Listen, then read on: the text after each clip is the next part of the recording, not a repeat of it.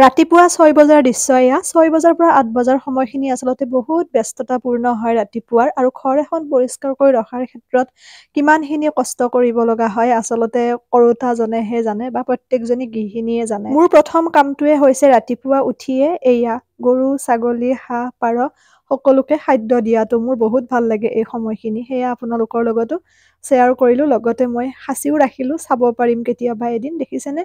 কিমান যে ভাল লাগে এই প্ৰাকৃতিক পৰিৱেশবোৰ বা জীৱ-জন্তুৰ লগত কটোৱা সময়খিনি খুব মধুৰ হয়। এয়া পাৰখিনিও খুব সুন্দৰকৈ বুজি পোৱা হৈ গৈছে। তাৰপিছত চোতালখন সাৰি লোৱাটো কাম হৈছে মুখ্য কাম। কাৰণ চোতালখন সাৰিলে পৰিষ্কাৰ-পৰিচ্ছন্ন হ'লেহে বাকীখিনি ভাল লাগে। লগতে যদিহে কিবা বাচন থাকে সেইখিনিও একেলগতে পৰিষ্কাৰ কৰি লোৱা হয়। আৰু যদিহে আপোনালোকৰ চচপেন বা তেনেকৈ লেতেৰা কেৰাহী ক'লা হৈ যোৱা জুইত বনোৱাৰ পিছতো আছে তেতিয়াহ'লে বা চিলভাৰৰ তেনেকুৱা ধৰণৰ যদি বাচন আছে এলুমিনিয়ামৰ, এটা কাম কৰিব অকণমান বেকিং চ'ডা ল'ব, অকণমান ঘৰ বনাবলৈ ব্যৱহাৰ কৰা বালি ল'ব, লগতে অকণমান চাৰ্ফ বা আপোনালোকে যি ভীম বাৰ চাবোন ব্যৱহাৰ কৰে সেয়া অকণমান ল'ব। লৈ পেলাই খুব সুন্দৰকৈ ঘঁহি দিবচোন।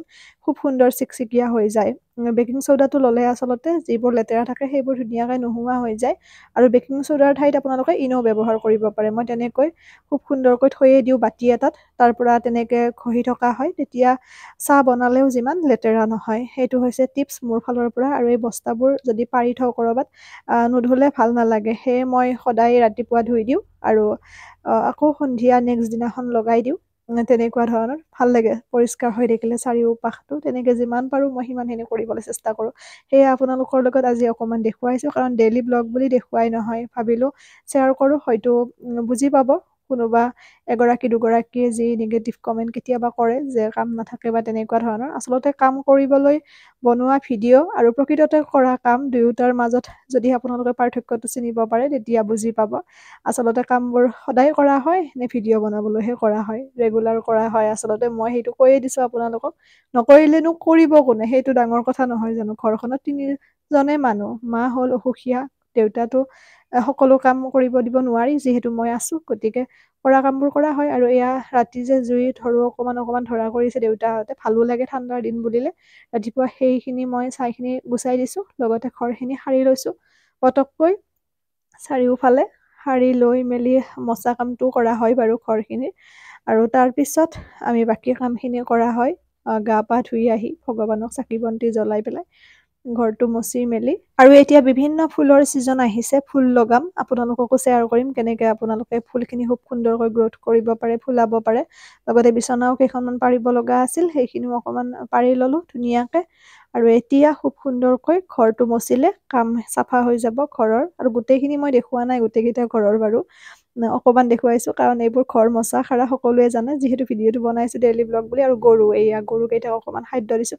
এইকেইদিন পথাৰত যে খেতি যে কৰি আছে, গতিকে গৰুবোৰ এৰাল দিবও পৰা নাই। বা ধৰি লওক খাদ্য খানাও কমিছে অকণমান। যিমান যি হ'লেও দানা পানী খালে গৰু এটা নিজে কামুৰি খোৱা ঘাঁহৰ নিচিনা নহয়। কাপোৰ আছিল ধুব কেইটামান, কাপোৰখিনিও লগতে ধুই দিলোঁ একেলগতে খুব সুন্দৰকৈ। কাৰণ কাপোৰবোৰ লেতেৰা হ'লে ভাল নালাগে, সেয়ে মই ধোৱাই হয় ডেইলি। তাৰ উপৰিও কিছুমান কাপোৰ থাকি যায় সপ্তাহলৈকে, সেইখিনি মই ধুনীয়াকৈ ধুই মেলি দি পেলাই বাকীখিনি কাম কৰা হয়। বিশেষকৈ বগা কাপোৰবোৰ লেতেৰা হৈ যায় বা হালধীয়া ধৰণৰ দাগ হৈ যায়। যদি তেনেকুৱা হৈছে গৰম পানী অকণমান দিব, তাত ধুনীয়াকৈ চাৰ্ফ দিব, যি আপোনালোকে ডিটাৰজেণ্ট ব্যৱহাৰ কৰে সেয়া চাৰ্ফ মই ব্যৱহাৰ কৰোঁ, চাৰ্ফেই দিছোঁ। লগতে তাত আপোনালোকে অকণমান চৌদা দি দিব, কাপোৰ ধোৱা চৌদা যিটো পায় সেই চৌদা অকণমান দি দিব, দি পেলাই তিয়াই থ'বচোন অকণমান। তাৰপিছত ধুই দিলে খুব সুন্দৰকৈ বগা কাপোৰবোৰ চাফা হৈ যায়। তেনেকৈয়ে ধোৱা হয়। আৰু কিছুমান কাপোৰ বহুত বেছি লেতেৰা হৈ যায়, সেইখিনি অকণমান আঁচুৰিবলগীয়া হৈ যায়, কাৰণ নহ'লে চাফা নহয়। বিশেষকৈ দেউতাই পিন্ধা ধুতিবোৰ বগা আৰু গেঞ্জিবোৰতো হালধীয়া বৰণ হৈ যায়। গতিকে কিছুমান কাপোৰত আমি গৰম পানীও দিব নোৱাৰোঁ যিহেতু। গতিকে এনেকৈ অকণমান আঁচুৰি দিলে চাফা হৈ যায় ধুনীয়াকৈ। গতিকে সেয়া আৰু ৱাশ্বিং মেচিনত যিমান কাপোৰ ধুলেও আপোনাৰ ইমানখিনি পৰিষ্কাৰ নহয়, বহুত বেছি লেতেৰা কাপোৰবোৰ। গতিকে আমাৰ নিজৰ হাতখন সদায় জগন্নাথ, নহয়নে? এইটো ডাইলগ আমাৰ মায়ে প্ৰায়ে কয়, নিজৰ হাত জগন্নাথ বোলে। সেইকাৰণে কৈ দিছোঁ। কৰিছিলে বহুত কাম এটা সময়ত। আচলতে মানুহৰ বয়স লগতে ধৰি লওক বেমাৰ আজাৰ এইবোৰে ৰোগীয়া কৰি তোলে। সেইটো কাৰ কেতিয়া কি হয় কোনেও ক'ব নোৱাৰোঁ, আমাৰো বা কি হয় তেনেকুৱা। এই কাপোৰখিনি মই মেলি দি লৈছোঁ ধুনীয়াকৈ। বগা কাপোৰখিনিত অকণমান কালাৰটো দিয়া হয়, আমি উজ্বলা বুলি কওঁ বাৰু।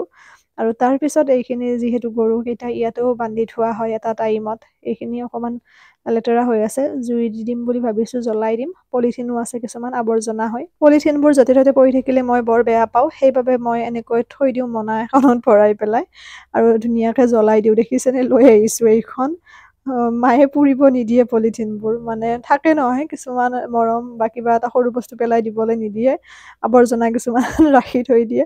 আচলতে তেনেকুৱা থাকে, প্ৰত্যেকৰে মাকবোৰ চাগে তেনেকুৱা ধৰণৰ। মই পলিথিন বা যিবোৰ ধৰি লওক বটল কিবা কিবি এইবোৰ মই জ্বলাই দি দিওঁ। তাৰমানে সৰহকৈ থাকিলেনো কি কৰিম, এয়া গৰু ছাগলীখিনি এইবাৰ ইহঁতকো দি দিছোঁ খাদ্য অকণমান। পিছে পিছে থাকে তাৰমানে, এয়া বুট প্ৰসাদ মাহ এইবোৰ যি থাকে ইহঁতলৈকে ৰাখি দিওঁ আৰু সিহঁতেও খাই ভাল পায় খুব ধুনীয়াকৈ। এয়া দেউতাও ভাল পায় কিন্তু দেই, গৰু ছাগলীৰ লগত তেওঁ নন ষ্টপ লাগি থাকিব পাৰে। বা যিহেতুকে আগৰ পৰা আমাৰ খেতি বাতি আছে, পথাৰ আছে, গতিকে এইবোৰ কামৰ লগতে জড়িত আছিল আগৰ পৰা, গতিকে ভাল লাগে সেইকাৰণে। আশা কৰোঁ ভিডিঅ'টো চাই আপোনালোকে ভাল পাইছে, আৰু বাকীখিনি নেদেখুৱালোঁ, দেখুৱাম কেতিয়াবা। ইমান মৰম দিছে আপোনালোকে ভিডিঅ'সমূহত, তাৰ বাবে চিৰকৃতজ্ঞ আপোনালোকৰ ওচৰত সদায়, আৰু আগলৈও মৰম দিব। কিবা ভুল দেখিলে আঙুলিয়াই দিব আপোনালোকে। একেবাৰে সহজ সৰল সাধাৰণ ছোৱালী এজনী, ডেইলি ব্লগ বুলি দিয়া নহয়, কিন্তু এইবোৰ কাম সদায় কৰা হয়। ইয়াতকৈও বহুত কিবা কিবি কৰা হয়, কিন্তু সকলোখিনি উদঙাই দিব ভাল নালাগে সকলোৰে আগত।